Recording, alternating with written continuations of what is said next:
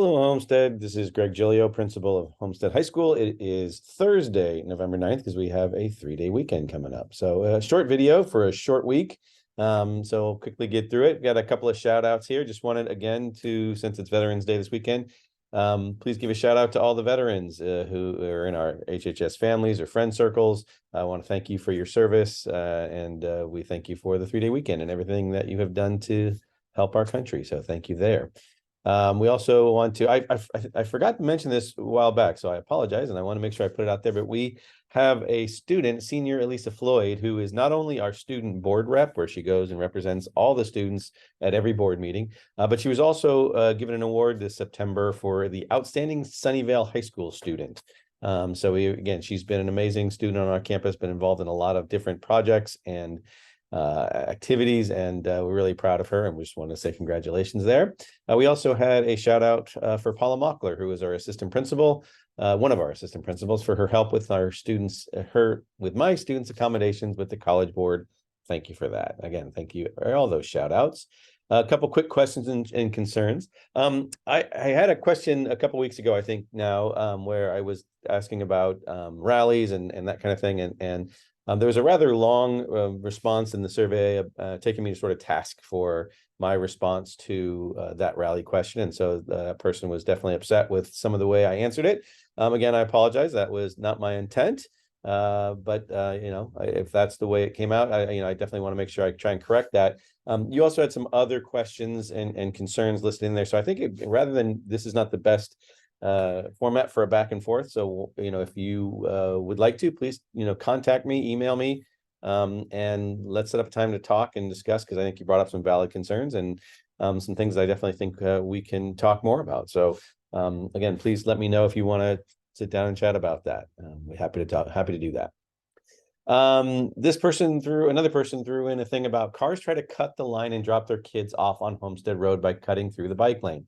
This week, I saw a mild crash between a car doing this and a car parked on the side of the road. I think this is unsafe for both drivers and bikers. And yes, absolutely agree. I did talk about this last week. That was, again, why the police were here, and kind of checking things out. So again, that is something that's pretty big. And just as a reminder for everybody, because I know people see them, but maybe they don't truly understand what those green bike lanes are. When you see a solid green line going through the bike lanes, that means no cars should be in there whatsoever. The only reason would be if your car breaks down, and even if you break down, you can get a ticket for being in the bike lane. So don't be in the bike lane. So don't pull over in the green bike lanes and let kids out. Again, that is where we've seen some near accidents, and kids can possibly get ticketed, or drivers can get ticketed. When you see that green line start to turn into dashes, that's where cars are allowed to then cross over, because it usually means it's at a right turn or an entrance to somewhere. And so you can then make that right turn in there. So, but again, the bikes still have the right of way. So I've really seen a lot better job of people like slowing down and looking and making sure there aren't bikers coming through.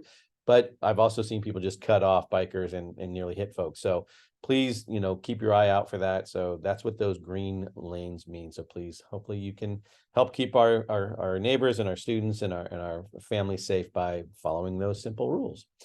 General information, again, just want to give you a heads up about Thanksgiving week.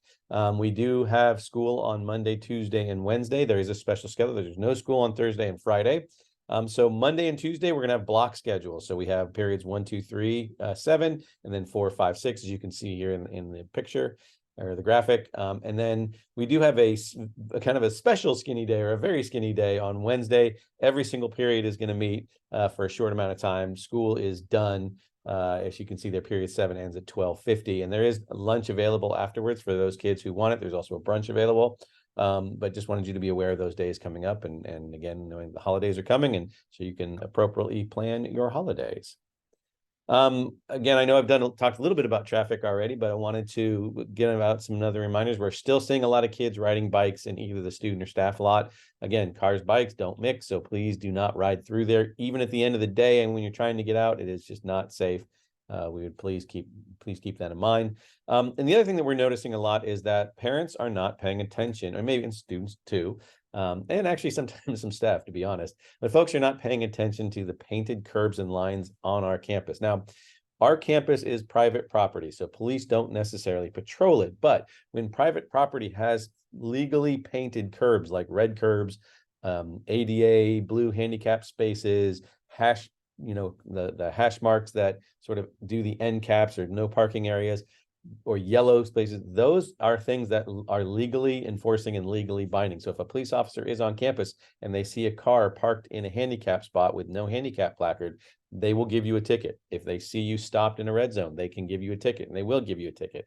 So we don't want that to happen. We would ask that those things are painted for a reason. So if you have a handicap placard, make sure you are putting it up there and making it visible for everyone to see. If you don't have one, drive around till you can find a spot where you can park in. Don't just park, anywhere you want to because you're running late or you need to do that.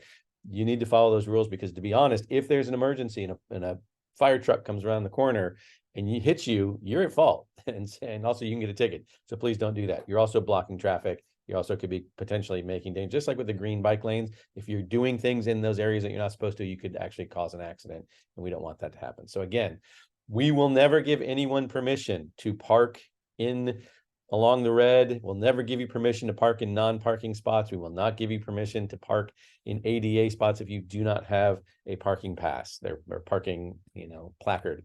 So again, that excuse has been used before, saying, oh, administration said we could do this. We will never do that. And I will use this video as proof to say that we never do that.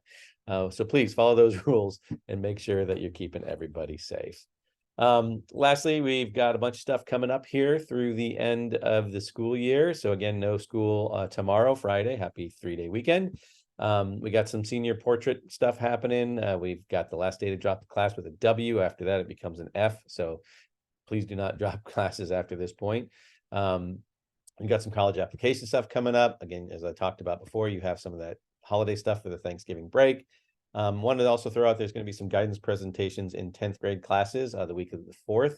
That's December 4th. We do have a Black Light Rally coming up, our last one of the semester, and then we do have the end of the semester coming up. So again, happy Veterans Day. Again, thank you to everybody, friends, families, associates who have served for our country and have given of their time and their in some cases their lives. So we appreciate and honor all of you this weekend. So have a great weekend, and we'll see you next week.